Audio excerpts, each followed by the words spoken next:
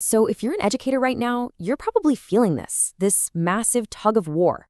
On one side, there's all this pressure to bring AI into your classroom. And on the other, well, there's this very real, very understandable fear about how to actually do it right. So let's get into it. How do we move from that fear to a solid framework? It really starts with this simple, honest question. This is from a real note a teacher wrote, and it just captures a feeling that I bet is pretty familiar. Is this just another thing we have to do? You can almost feel the weight of that obligation, maybe even a little dread in just those 5 words. But of course, that's not the whole story. This second note, it just shows the dilemma perfectly. It's not just about pushing back. It's about being responsible. How do we get our students to use this incredible tool while also being so aware of the dangers? That's really the core tension we're going to unpack here. So are these just a couple of isolated feelings? Oh, not at all. We're about to look at what happens when you actually ask a whole team of educators how they're dealing with this new world. And, the answers might just surprise you. And that's the first huge takeaway. A survey done at Al-Mansour Academy basically confirmed it. If you are feeling this mix of excitement and, a little bit of worry, you are definitely not alone. These aren't just your questions. They're everyone's questions. So, when we look at what tools people are actually using, a clear winner pops right out. And it's no surprise, right? ChatGPT is the big one, making up more than half of all the tools people mentioned. Google Gemini comes in second, with other tools like Grammarly following behind.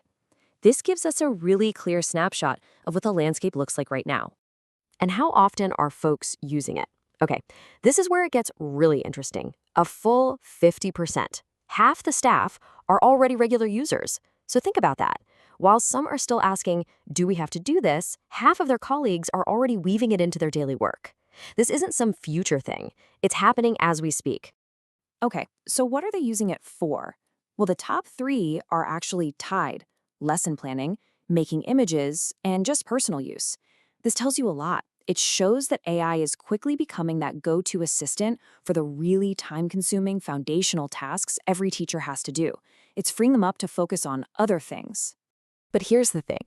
Even with all this use, there's still this strong feeling of uncertainty under the surface. And one phrase from the survey just summed it all up perfectly. It gave a name to what everyone was feeling. This quote just lands, doesn't it? It perfectly captures that feeling of a new, unregulated frontier. Yeah, there are amazing possibilities out there, but there are also real dangers. And frankly, not a lot of rules or a sheriff to enforce them. It's just such a powerful and accurate way to describe it. So let's break down that Wild West feeling. What are the specific things keeping educators up at night? Well, right at the top of the list, safety and accuracy. Then, tied for second, is how to manage responsible student use and this deep fear that students are just going to become over-reliant and, as one person put it, stop thinking anymore. These are the real gut-level concerns. All right, so we've laid out the problem. We totally get the fear. Now, let's start talking about the solution. And we're going to start with that number 1 concern: student privacy and safety. It's time for a playbook. I mean, this is the question that just cuts through all the noise, right? In this new frontier, where are the guardrails? How do we protect our students when we're using these incredibly powerful, data-hungry tools? Well, the good news is the guardrails are there, and they're actually a lot simpler than you might think. Okay, look, here is the fundamental dividing line. On the left side, we have the stuff you should never, ever enter into a public AI tool. I'm talking student names, their photos, any specific diagnoses. This is all protected data. But then, on the right side, you have what's totally safe to use: anonymized context. Things like general grade levels, curriculum content, or IEP goals with absolutely no names attached. Let's make this super concrete. So instead of writing something like, Marcus Johnson, 4th grade, has ADHD and is reading at a 1st grade level, you just anonymize it. You write, a 4th grade student with attention challenges is reading 2 years below grade level. See the difference? You get the exact same helpful output from the AI, but you've completely protected that student's privacy. So here's the big takeaway. If you remember nothing else about privacy, please remember this: the Bulletin Board Golden Rule. It is so simple and so effective. Before you type anything into an AI, just ask yourself this one question: would I be okay posting this information on a public bulletin board in the school hallway? If the answer is no, then don't type it in. Simple as that. Okay, so now we have a really clear rule for safety. Let's see how that builds into a much bigger framework. Because this isn't just about avoiding bad stuff. It's about a whole philosophy for how we use AI while making sure our classrooms stay fundamentally human. This is the core idea right here. Let the AI handle the structure, so you can bring the human. Think of AI as the tool that builds the scaffolding, you know? It does the repetitive, structural stuff. And that frees you up to focus on the things only a human teacher can provide. That connection, that empathy, that judgment.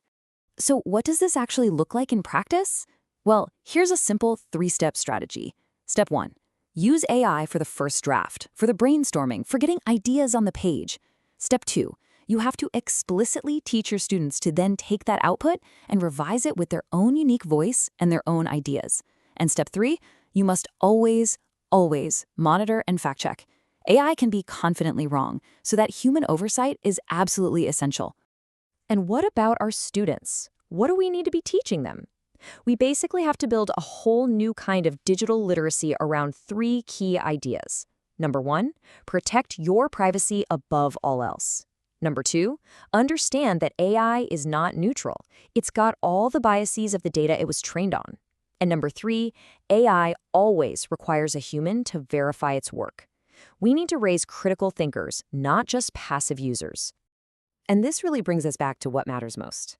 Look, AI can write an essay, it can make a lesson plan, it can organize data, but it can't replace your judgment.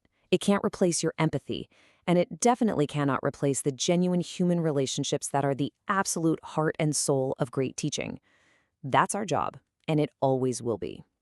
So we'll end with this question for you to think about. The goal here isn't to fight this technology, and it's not to let it take over either. The real challenge, and honestly, the real opportunity, is for you to figure out how you're going to use this tool to amplify your unique, irreplaceable humanity in the classroom. So what's that going to look like for you?